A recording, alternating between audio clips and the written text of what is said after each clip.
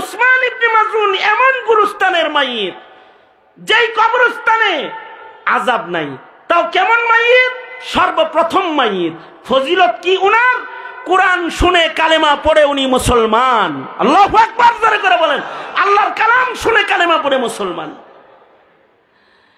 শুধু উনি নয়, আরবের লিডার আকসাম সাইফি শত শত মানুষ নিয়া, গোত্রের সব লোক নিয়া আল্লাহর রাসূলের সামনে এসে কোরআনের এই আয়াত শুনে কালেমা পড়ে মুসলমান হয়ে গেছে। এই কোরআনের আয়াতের ভেতরে আজব অলৌকিকত্ব আছে যে কানে ঢুকলে ভেতরে ফায়দা হয়। এ কারণে উমর ইবনে আব্দুল আজিজ রাহমাতুল্লাহি আলাইহি এই আয়াতটাকে জুমার নামাজের খুতবায় লাগায় দিয়েছেন। সারা দুনিয়ার জুমার মসজিদে মসজিদে এই আয়াত তেলাওয়াত করা হয় জুমার দিনে খুতবায়, যাতে করে আল্লাহর কালামের এই আয়াতের তাসির মুমিনদের জীবনে পড়ে যায়। খতিবরাও বলতে থাকে, ইন্নাল্লাহা ইয়া'মুরু বিল আদল ওয়াল ইহসান ওয়া ইতাইযিল কুরবা ওয়া ইয়ানহা আনিল ফাহশাই ওয়াল মুনকারি ওয়াল বাগি ইয়াইযুকুম লাআল্লাকুম তাযাক্কারুন। প্রতি শুক্রবার, আজকেও জুমার খুতবায় খতিবরা সব মসজিদে বলেছে এটা। আয়াতের পুরা আয়াতের ব্যাখ্যা বিশ্লেষণ করার নিয়ত করে আমি তেলাওয়াত করি নাই, আমি তেলাওয়াত করেছি এই আয়াতের তেলাওয়াত আবার রাতের বেলায় একটু পৌঁছানোর জন্য। ডেলি তো দিনের বেলায় পৌঁছে, আজকে রাত্রে একটু কানে আয়াতটা দেওয়ার জন্য এই নিয়ত করে আয়াত তেলাওয়াত করেছি। তবে এই আয়াতে যে 6টা কথা আছে, 6টা কথার উপরে আলোচনা করার মতো সুযোগ, সময়, ধৈর্য আমারও হবে না, শোনার মতো ধৈর্য আপনাদেরও হবে না। তবে এর প্রথম কথা যেটা, 6টি কথার একটি কথা, আল্লাহ 3টি আদেশ করেছেন আয়াতে, 3টি নিষেধ করেছেন। এর প্রথম কথাটা ইন্নাল্লাহা ইয়া'মুরু বিল আদল, এর উপরে কিঞ্চিত কিছু কথা কোরআন ও হাদিস থেকে কোরআনে আপনাদের কানে পৌঁছানোর ইরাদা রাখি। খুব অল্প সময়ে, বেশি সময় নেওয়ারও কোনো সুযোগ নাই। আল্লাহ তাআলা আমাদেরকে একটা আদেশ করেছেন আয়াতে, 3টি গুরুত্বপূর্ণ আদেশের একটি আদেশ হলো যে তোমরা ইনসাফ কায়েম করো। বলেন কি কায়েম করতে? দোনো হাত উপরে তোলেন, হ্যাঁ সোজা করেন, আঙুল খোলেন, নাড়াচাড়া দেন দেখি, কি সুন্দর দেখা যায় গো। জবান খুলেন তো আওয়াজ করে বলেন সুবহানাল্লাহ। হয় নাই, আরো জোরে আওয়াজ করে বলেন একটু সুবহানাল্লাহ আলহামদুলিল্লাহ লা ইলাহা ইল্লাল্লাহ। আওয়াজ করে বুলন্দ আওয়াজে বলেন আল্লাহু আকবার, আল্লাহু আকবার। হাত নামান। এই যেমন আমার দিকে ছিলেন, ইনসাফ কাকে বলে এটা বুঝার জন্য জুলুম কাকে বলে এটাও বোঝা দরকার। যে জুলুম বুঝবে না সে ইনসাফ বুঝবে না। জুলুম বুঝানোর জন্য আমি একটি হাদিস পড়েছি জুলুম বুঝানোর জন্য। জুলুম কাকে বলে? আল্লাহর রাসূল বলেছেন জুলুমের পরিচয় হলো আয-যুলমু যুলুমাতুন ইয়াউমাল কিয়ামা। জুলুম ময়দানে মাহশারে অন্ধকার পর্দা হয়ে মানুষের চোখের সামনে হাজির হবে। এই জিনিসটা বোঝানোর জন্য আমি আপনাদেরকে উদাহরণস্বরূপ নিজের ব্যক্তি জীবনের তাজরিবা পেশ করতেছি। সেটা হলো বাংলাদেশ র্যাব যদি কাউরে গ্রেফতার করে, যেমন আমারে র্যাব গ্রেফতার করেছিল, র্যাব যদি কাউকে গ্রেফতার করে, এই বাহিনী যদি কাউকে গ্রেফতার করে, মিয়া শোনো মিয়া, তুমি এগুলো অভিজ্ঞতা নাই, আমার আছে অভিজ্ঞতা, শোনো। র্যাব যদি কাউকে গ্রেফতার করে, তাহলে র্যাব কি করে গ্রেফতার করে জানান? র্যাব কালা চশমা পরাইয়া দেয়। এখানে আইন শৃঙ্খলার লোক আছে, গোয়েন্দা বাহিনী আছে, শুনতেছে সব। আমি তো বুরকার ভিতরে বইয়া কথা বলতেছি না, ক্যামেরার সামনে বলতেছি। এরা গ্রেফতার করে কি পরায়? কালা চশমা পরায়। কালা চশমার ফজিলত কি? কালা চশমার ফজিলত হলো এইটা যদি পরানো হয় তাহলে আপনাকে কি মাটির নিচে নেওয়া হইতেছে নাকি আসমানে নেওয়া হইতেছে? আপনি কি দেশে আছেন নাকি ইন্ডিয়া চলে গেছেন? আপনি কি অন্য কোনো দেশে ট্রান্সফার হয়ে গেছেন, নাকি নিজের দেশীয় কোনো কারাগারে আছেন, নাকি কোনো অফিসে আছেন, হেড অফিসে আছেন, নাকি কোথাও আছেন, কিচ্ছু জানবেন না আপনি, কারণ আপনি তো কালা চশমা পরে চলে গেছেন। তবে আমাকে যিনি গ্রেফতার করেছেন তিনি বলে, হুজুর আমি আপনার বয়ানের ভক্ত, আপনাকে আমি উত্তরা হেডকোয়ার্টারে নিয়ে যাচ্ছি, আপনার ভাইকে বলে দিয়েছি সে যেন সকালবেলায় আপনার কাপড় দিয়ে যায়।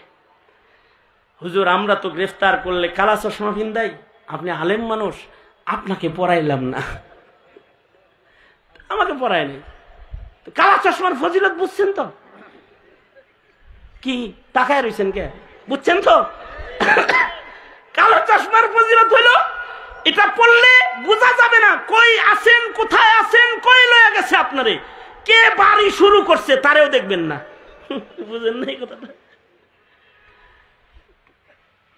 ময়দানে মাহশারে দুনিয়ার মাটিতে যারা জালেম, এই পৃথিবীর মাটিতে যারা জুলুমকারী, তাদেরকে আল্লাহ তাআলা হাশরের মাঠে জুলুমের কালা চশমা পরায়া দিবে, কালা চশমা পরায়া দিবে। তখন সে আল্লাহর রাসূলের সামনে দাঁড়ায় থাকবে ঠিক, কিন্তু হাউজে কাউসার খাওয়ার ভাগ্য তার হইব না, কারণ এ তো কালা চশমা, হাউজে কাউসার দেয় না তো। দূর থেকে যার কালো চশমা নাই সে দৌড়ে এসে নবীর হাতের হাউজে কাউসার খাবে, আর হে ওই যে জুলুমের কালা চশমা আছে করে চায় থাকবে, খালি জিব্বা ঝুলা পড়বে, নিজের পয়গম্বরের হাতের হাউজে কাউসার দেখতে পাবে না, দেখতে পাবে না, হাউজে কাউসার দেখতে পাবে না। আর সরওয়ারে দু আলম নবী শাফাত নিয়ে অপেক্ষা করবেন, কিন্তু নবীর কাছে যাইতেও পারবে না, কদম চলে না, আন্দার যেরকম কদম চলে না, কালা চশমাওয়ালার কদম চলে না, সে রাসূলের কাছে যেতেও পারবে না। ওগো আল্লাহর নবী আমি আপনার উম্মত, আমাকে শাফাত করুন ওগো সরকার, বলতে পারবে না। এবার জুলুম বুঝছেন তো? তাকায় রয়েছেন কে? জুলুমটাকে বুঝছেন তো? এখন জুলুম হবে ময়দানে মাহশারের কালা চশমা। সহজ পরিচয়, আল্লাহর রাসূল বলেন আয-যুলমু যুলুমাতুন ইয়াউমাল কিয়ামা। কতটুকু জুলুম করলে কালো চশমা পড়বে? আল্লাহ যদি রাগ হইয়া যায় তো যাররা পরিমাণ জুলুমের কারণেও আল্লাহ তাআলা রাগ হয়ে যায়। এ কারণে হাবিবে কিবরিয়া মুহাম্মাদুর রাসূলুল্লাহ সাল্লাল্লাহু আলাইহি ওয়াসাল্লাম মায়ের কোল থেকে শুরু করে কবর পর্যন্ত একটা সরিষার দানার জুলুম নবী করে নাই। মায়ের কোলে আল্লাহর রাসূল জুলুম করে নাই, আদল করেছে, ইনসাফ করেছেন। মা হালিমাতুস সাদিয়া আল্লাহর রাসূল কি বলে, ওগো বাবা মুহাম্মদ, ছোট্টবেলায় তুমি যখন আমার স্তনের দুধ পান করেছ, বাবা তুমি আমার ডান স্তন পান করেছ, বাম স্তনের দুধে কখনো তুমি মুখ লাগাও নাই। চেষ্টা করেছি বাম স্তন পান করাইতে, কিন্তু বাম স্তনে তোমার মুখ লাগাইতে পারি নাই। এ বাবা মুহাম্মদ, দুগ্ধ পানকালীন মায়ের কোলে শুধুই মাত্র বেছে বেছে ডান স্তনের দুধ কেন পান করেছ বাবা? আমি মা হয়ে তোর কাছে জানতে চাই।